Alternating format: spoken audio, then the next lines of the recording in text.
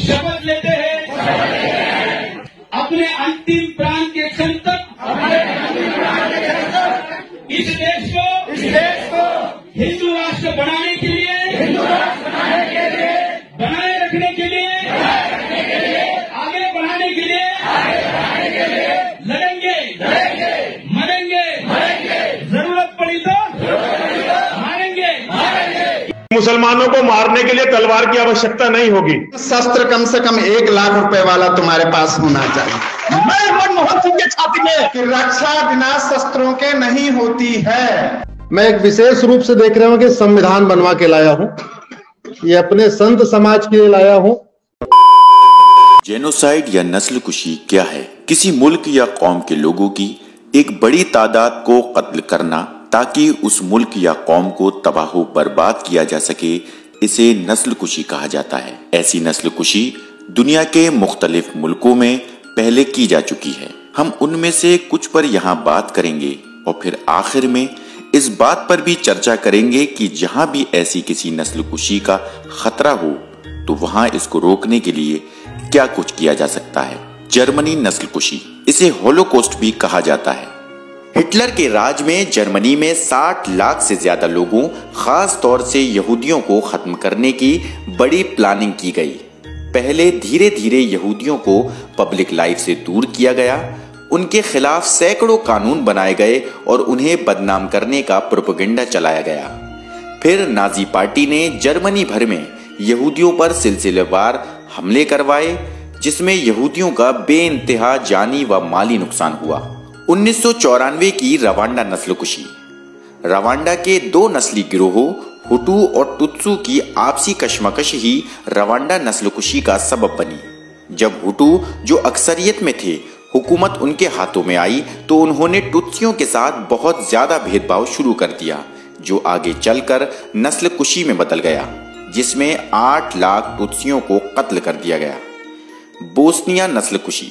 अप्रैल 1992 में सर्बिया ने बोस्नियाई मुसलमानों के खिलाफ बड़े पैमाने पर नस्ली सफाई की कार्रवाई शुरू की। सर्बियाई फौज ने औरतों और छोटी उम्र की लड़कियों के साथ गैंग रेप किया और मर्दों को कत्ल किया। सर्ब फौज कैंपों से लोगों को उठाकर ले जाते और उन्हें गोलियों से भून देते। ये सिलसिला 3 साल तक चलता रहा, जिसमें 1 लाख से ज्यादा लोगों को दर्दनाक मौत दे दी गई।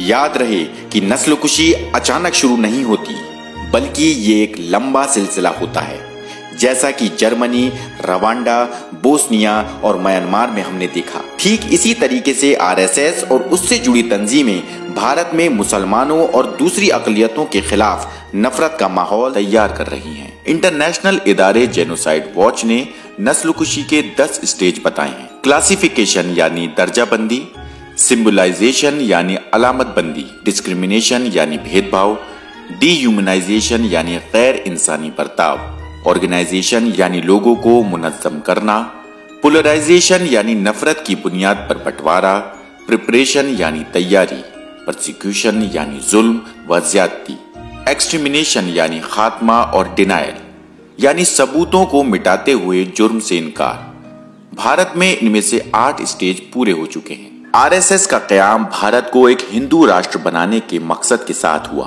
आरएसएस के बानी हिटलर और नाज़िज़्म की तारीफ करते हैं और उन्होंने बड़ी चालाकी से भारतीयता को हिंदू कल्चर का नाम दे दिया।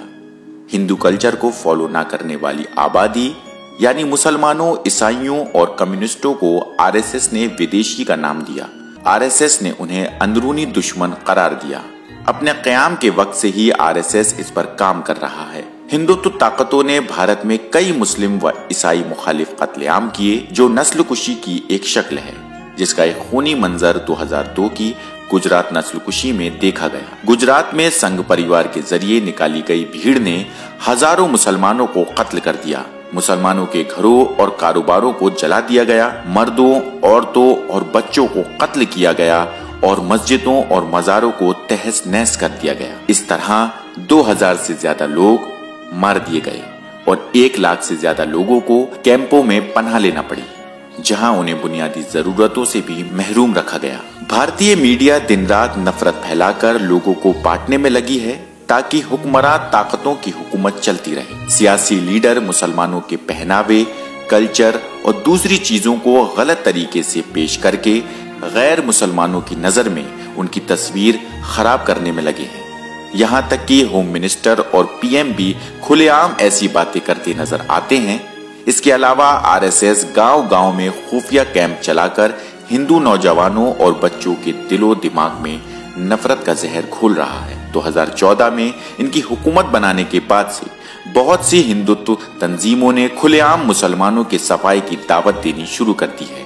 यहाँ तक कि आरएसएस, बीजेपी और बजरंग दल की तरफ से नौजवानों में हथियार भी बांटे जा रहे हैं। नस्लकुशी का माहौल बनाने के लिए धर्म संसद भी किए जा रहे हैं। जेनोसाइड वॉच के फाउंडर व डायरेक्टर ग्रेग स्टैंटन का कहना है कि भारत में नस्लकुशी की निशानियां देखी जा रही हैं। रवांडा नस्लकुशी के बारे में भी ग्रेगरी ने 5 साल पहले ही खबरदार कर दिया था।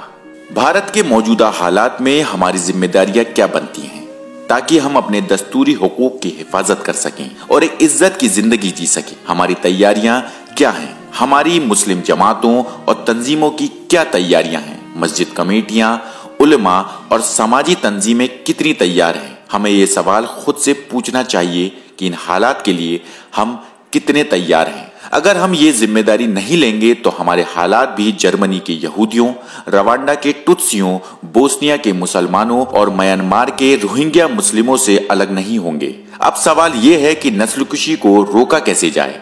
क्या हमने पूरी संजीदगी से हालात पर काबू पाने की जिम्मेदारी को कबूल किया है?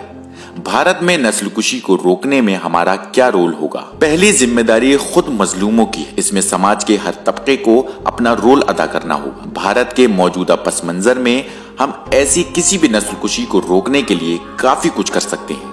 हर मौलाना, ट्रस्ट, इदारे, इंटेलेक्चुअल, प्रोफेशनल एनजीओ, मस्जिद कमेटी को नस्लकुशी को रोकने में अपनी जिम्मेदारी अदा करनी होगी। सबसे पहला काम अपने तमाम इख्तिलाफात को भुलाकर इस कॉमन खतरे के खिलाफ सबको मुत्तहिद होना होगा और तालीम, सियासत और माली एतबार से खुद को मजबूत करना होगा। इसके साथ ही सामाजी और सियासी मुद्दों में सरगर्मी और सही सोच के साथ हिस्सा लेना होगा।